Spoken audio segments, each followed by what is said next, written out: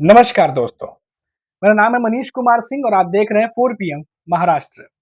दोस्तों, बदलापुर की जो घटना हुई है, उससे आप पढ़ ही रहे होंगे और देखा होगा कि इस समय महाराष्ट्र की सियासत में कितना उबाल है इस घटना को लेकर के।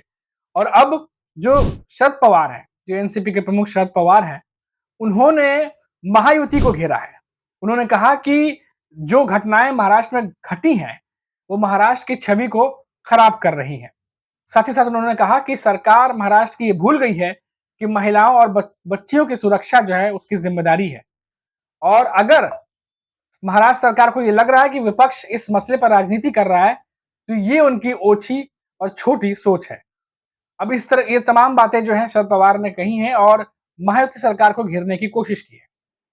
और आपने देखा है कि आज किस तरीके से महाराष्ट्र में जो प्रोटेस्ट हुआ है, अलग-अलग जगहों पे, अलग-अलग हिस्सों पे, पुणे से लेके मुंबई से लेके थाने तक हर जगह एनडीए गठबंधन के बड़े नेताओं ने, शरद पवार हों, उद्धव ठाकरे हों, नाना पटोले हों, सुप्रिया सुले हों, सभी सड़क पे उतरे और इस प्रोटेस्ट को किया है, इस आंदोलन को किया है और शांति से मौन रह करके जो है ये तमाम जो है प्रोटेस्ट को किया गया है। आपको पता ही होगा, शॉर्ट में मैं फिर से एक बार बता देता हूँ कि महाराष्ट्र बंद का आयोजन जो है वो किया गया था, महाराष्ट्र बंद का आह्वान किया गया था। जिसके बाद बॉम्बे हाई कोर्ट की तरफ से कहा गया कि बंद का आह्वान जो विपक्ष के नेता नहीं कर सकते और राज्य सरकार को कहा कि अगर बंद का आह्वान किया जाता है तो सख्ती से निपटे। जिसके बाद में बंद का आह्वान जो है वो कैंसल किया गया और शांतिपूर्ण तरीके से ये प्रोटेस्ट किया गया। लेकिन इस प्रोटेस्ट में बहुत ज़्यादा लोग जो है वो शामिल हुए और सड़कों पर जो है वो ये नेता उतरे हैं। तो बात मैं कर रहा था शरद पवार ने जिस तरीके से महायुति को घेरने की कोशिश की है और बदलापुर की घटना से उन्होंने कहा कि महाराष्ट्र की छवि को नुकसान पहुंचा है। अब देखिए, एक तरफ तो एमवीए के नेता हैं जो महायुति सरकार को लगातार घेरने की कोशिश कर रहे हैं। दूसरी तरफ जो महायुति के नेता हैं, चाहे वो देवेंद्र फडणवीस हो, एकनाथ शिंदे हो, खबर अभी जो मैं देख पा रहा था कि यावतमल में जो है एक संबोधन हुआ है जहां पे एकनाथ शिंदे ने ये बात कही है, महाराष्ट्र के सीएम एकनाथ शिंदे ने, कि जो महायुति सरकार है वो लाडली बहन योजना को लेकर के जो है वो लेकर के आई है और 1500 रुपए तक नहीं रुकेगी और महायुति को और मजबूत करने का काम करें महाराष्ट्र की महिलाएं तो ये रकम जो है वो 4000 तक भी पहुंच जाएगी। ये बात एकनाथ शिंदे कह रहे हैं। तो एक तरीके से ये जो स्कीम लाई गई है इसका एक 1500 से 4000 जो है वो देने की बात हो रही है अगर महायुति को मजबूत करते हैं। मजबूत मतलब विधानसभा चुनाव में वोट देना, उनको जिताना।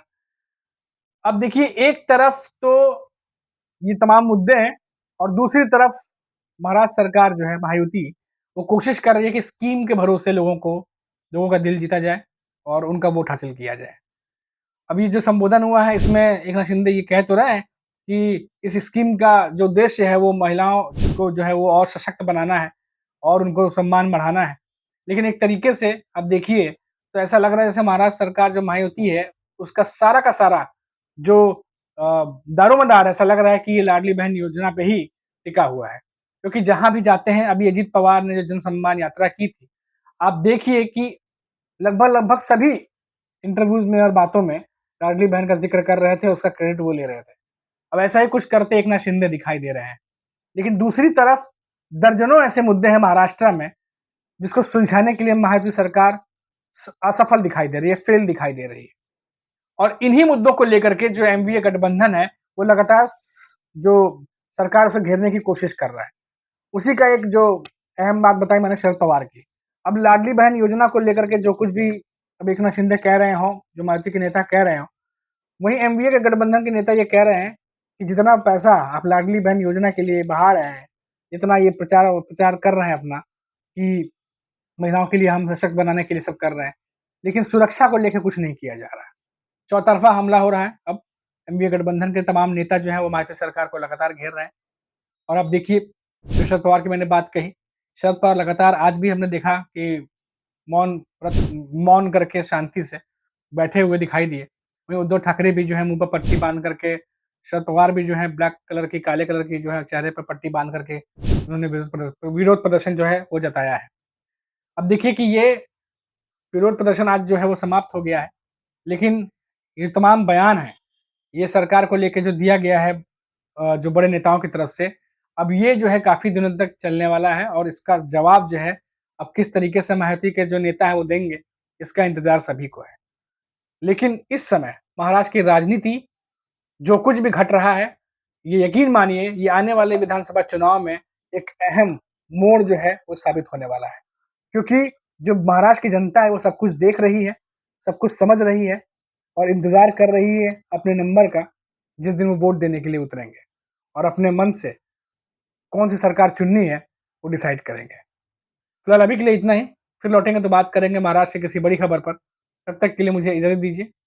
नमस्कार।